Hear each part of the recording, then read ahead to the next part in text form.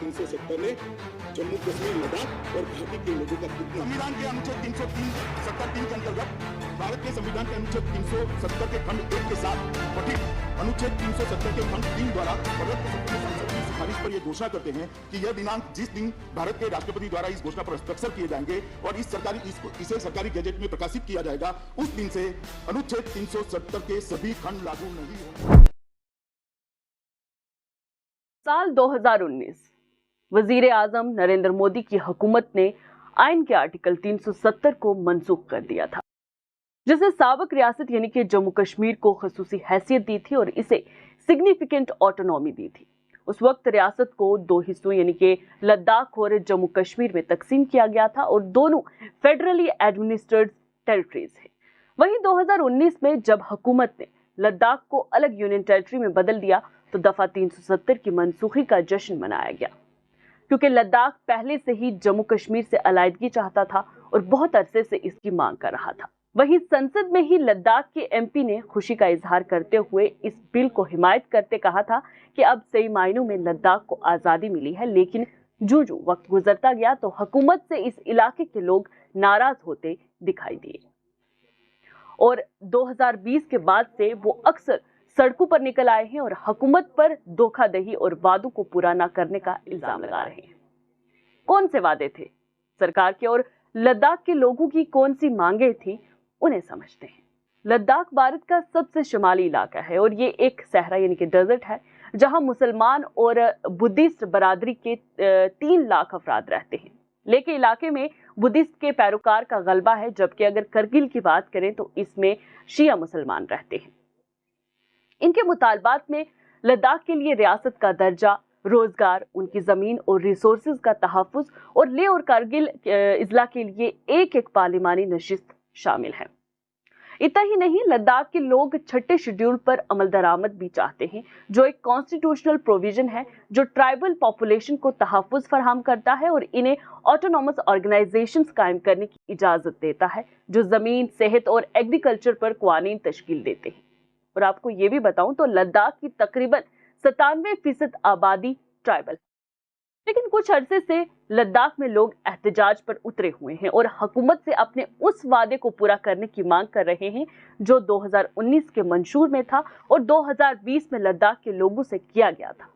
अब एक खौफ और डर इन लोगों में दिख रहा है, क्योंकि लद्दाख के लोगों के लिए जो बुनियादी तौर पर एग्रीकल्चर पर मुनहसर हैं, इनमें यह खदशा पैदा हुआ है कि इनके इलाके की सकाफत यानी कि कल्चर और शनाख्त मुतासर हो गई है, क्योंकि इन्हें यह समझ आ रही है कि इलाके के बाहर के लोगों के लिए इस इलाके में जमीन खरीदना आसान हो गया है।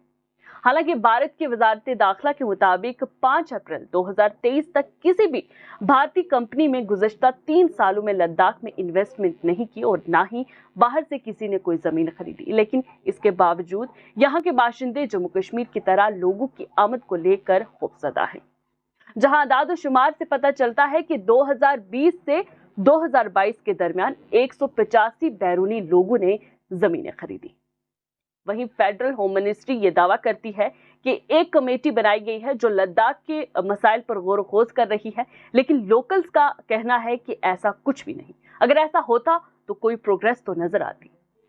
वहीं इस इलाके के नौजवान भी बहुत परेशान हैं, क्योंकि इतने मेहनत के बाद भी उन्हें सरकारी नौकरियां नहीं मिल रही हैं। वहीं लद्दाख के लिए एक और बड़ा मसला ये भी है कि ये लद्दाख हिंदुस्तान के लिए बहुत अहम जियो स्ट्रेटेजिक अहमियत रखता है। उसकी वजह यह है क्योंकि इसकी सरहदें हैं वो चीन और पाकिस्तान दोनों के साथ मिलती हैं और दोनों ममालिक ने आर्टिकल 370 को मनसूख करने के हिंदुस्तान के जो फैसला था उस पर सख्त मजम्मत की थी। अगरचे इंडिया के ज़ेर इंतजाम कश्मीर में 1980 की दहाई के अवाखिर में दिल्ली की हुक्मरानी के खिलाफ एक तवील मसल्ला बगावत शुरू हुई, लेकिन मिलिटेंसी कभी भी लद्दाख में नहीं फैली। अब लद्दाख के लोग हैरान हैं और सोच रहे हैं कि जब भारत की पाकिस्तान के साथ 1999 की कारगिल जंग हुई, तब लद्दाख के रिहायशियों ने रजाकाराना तौर पर हिंदुस्तानी फौजियों को खाना और दीगर जरूरी सामान फराहम करके उनकी मदद की थी। तो क्या अब ये रिहायशी अपने वफादार होने की कीमत अदा कर रहे हैं? जिसका जिक्र सोनम वांगचुक, जो कि एक इनोवेटर, क्लाइमेट एक्टिविस्ट और इंजीनियर हैं, ने अपने 21 रोजा क्लाइमेट फास्ट के दौरान भी किया। उन्होंने कहा कि अगर हुकूमत लोगों के जज्बात को ठेस पहुंचाती है तो इस वॉलंटियरिज्म का जज्बा बाकी नहीं रहेगा। उनका कहना था कि लद्दाख के लोगों ने हमेशा हिंदुस्तानी फौजियों को मदद की है और अब उनके साथ किसी भी किस्म की जो गड़बड़ है उनके इस जज्बे को मुतासिर कर सकती है। वहीं एक्सपर्ट्स की माने तो इनका कहना है कि पाकिस्तान और चाइना पहले से ही इस ताक में हैं कि कोई कमजोरी भारत की मिले और वो इसका फायदा उठा ले, और इनकी डिमांड्स को नजरअंदाज करना अब ऐसा है कि इनकी इंटरनल सिक्योरिटी को दांव पर लगाना होगा। ख्याल रहे कि 2020 के बाद से लद्दाख में वादी गिलवान में भारत और चीन की फौज के दरमियान झड़प के बाद से कशीदगी में इजाफा हुआ है, जिसमें कम से कम 20 भारतीय फौजी हलाक हो गए थे।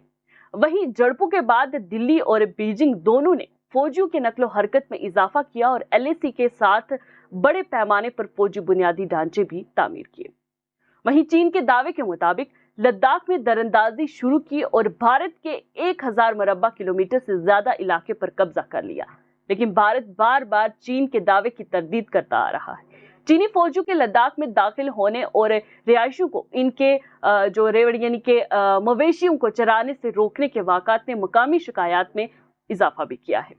वहीं जनवरी में ही एक वीडियो भी बहुत वायरल हुआ था, जिसमें देखा जा रहा था कि मुकामी चरवाहों के एक ग्रुप की चीनी पीपल्स लिबरेशन आर्मी के फौजियों के साथ झड़प हुई थी, जब उन्हें LAC पर जो है रोका गया था। तो इस तरह से खतरात और खौफ लद्दाख के लोगों में पैदा हो गए हैं, जिनमें उनके कल्चर, उनकी शनाख्त, जमीनें और रिसोर्सेज छिन जाना है, जिसके तहफ़्फ़ुज़ के लिए वो एक अरसे से हुकूमत से 6th शेड्यूल की मांग कर रहे हैं, जिसके चलते लद्दाख में सोनम वांगचुक ने 21 दिन की भूख हड़ताल की और कल ही उसे खत्म किया, इस वादे से कि अभी इस हड़ताल का सिर्फ पहला मरहला खत्म हुआ है। लड़ाई जारी है, जब तक उनकी मांगों को पूरा नहीं किया जाएगा वो इस लड़ाई को लड़ते रहेंगे। लेकिन सोनम वांगचुक के क्लाइमेट फास्ट तोड़ने के बाद अब औरतों ने इसे जारी रखा है, जो भूख हड़ताल पर बैठ चुकी हैं। सिर्फ लद्दाख में ही नहीं बल्कि इस तहरीक का असर मुल्क के बाकी हिस्सों में भी दिखाई दे रहा है, लेकिन इसके बावजूद हुकूमत खामोश है। हुकूमत की इस चुप्पी का राज अभी तक समझ नहीं आया कि जिस तरह से इलेक्शन से पहले कुछ बड़े तारीखी फैसले लिए गए जम्मू कश्मीर के लिए और एक नए बदलाव यानी कि अफसपा को हटाने पर गौर किया जा रहा है, तो ऐसे में क्या लद्दाख के लोग भी कोई उम्मीद हुक्मरान हुकूमत से रखें? ये बड़ा सवाल है। बहरहाल लद्दाख की ये तहरीक अब तक कहीं भी ठहरते नजर नहीं आ रही है। दिन ब दिन लोग इसमें शामिल होकर इसे और मजबूत करने की कोशिश कर रहे हैं और सोनम वांगचुक अपना क्लाइमेट फास्ट तोड़ने के बाद अब अस्पताल में ज़ेरे इलाज है। लेकिन मीडिया भी खामोश है और सरकार। अब देखना यह है कि क्या लद्दाख के लोगों के मुतालबात पूरे कर हुकूमत एक और तारीखी फैसला लेती है या फिर इसी तरह इलेक्शंस तक खामोश रहती है। आप लद्दाख के 97% कबायलियों के हकूक और तहफ़्फ़ुज़ पर अपनी क्या राय रखते हैं? कमेंट सेक्शन में जरूर बताएं।